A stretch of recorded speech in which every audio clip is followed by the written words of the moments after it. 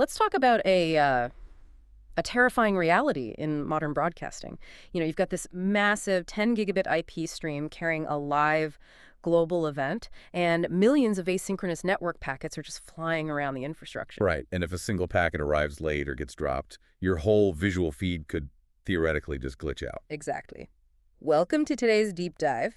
We're looking at a specific piece of gear today from HDTVSupply. It's the AJA IPR-10G2-SDI Mini Converter.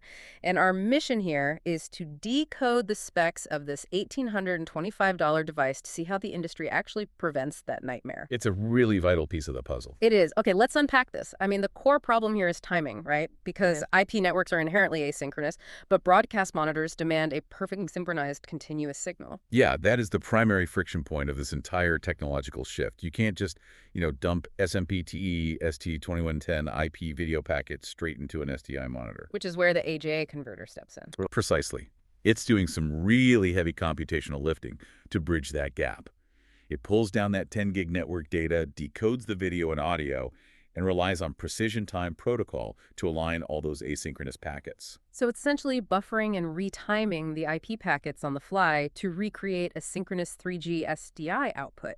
And it has to execute that math fast enough to maintain up to 1080p 60 uncompressed 10-bit quality. Right, without introducing noticeable latency, which requires serious processing power for a box this size. I mean, the ST2110 standard actually separates video, audio, and ancillary data into entirely different IP streams. Wait, really? So they are flying around the network completely separately? Exactly. The converter isn't just blindly formatting a single signal, it's actively reassembling discrete network streams back into a cohesive physical output. Wow. But processing power doesn't matter if the network path itself blips. The specs highlight this thing called hitless switching via the device's two 10-gig SLT plus cages. Yes. The hitless switching. Yeah, I've seen hitless thrown around a lot as a marketing buzzword for basic failover. Is it literally just path A drops, so we hard switch to path B? Because in my experience, a hard switch usually drops at least a frame. No, it's not a hard switch at all, and that is where the engineering really shines. It utilizes the SMPTE ST 2022 SAS event standard, which is vastly more elegant. Okay, how does that work? Well, those two SFP plus inputs receive identical streams across two entirely separate network paths. The converter evaluates both streams simultaneously, aligning them at the packet level, microsecond by microsecond. Oh, I see. So it's not waiting for a connection to fully fail before it reacts. Precisely. If a packet gets delayed or corrupted on path A, the system seamlessly grabs that exact missing packet from path B. So the output video never loses frame synchronization. Right, because it's continuously weaving the best available packets from both paths into a single flawless stream. That microsecond packet weaving definitely contextualizes the price point. But looking at the physical chassis, they've packed all that complex IT networking into a surprisingly rugged, fanless metal box. Very deliberate design choices there. Yeah, and it handles versatile audio routing, too, like embedded SDI audio and standard analog RCA jacks. It feels like they're anticipating a pretty hostile deployment environment. Well, think about where these converters actually live in the wild. Yeah.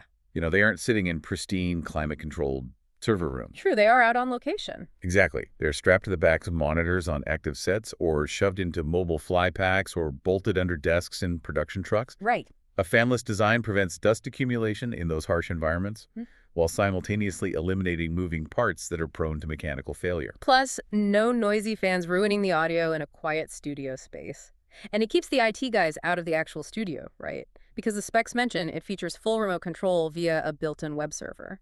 Yeah, a network engineer can configure the ST2110 routing and monitor those dual network streams from a browser anywhere in the facility. They never have to physically crawl behind a monitor bank to swap out a cable or press buttons. Exactly. It bridges the two worlds. It takes the infinite routing flexibility of an IT infrastructure and translates it directly into the rigid, physical reality of baseband video. The reality that a director can actually monitor. Which brings up a final thought for you to mull over. As IP networks become ubiquitous and displays eventually evolve to decode these ST2110 streams natively, will physical SDI cables just disappear entirely? It's a fascinating question. It really is. It makes you wonder whether devices like this AJA converter are the permanent glue of modern broadcasting, or just a highly specialized snapshot of a transitional era in media history.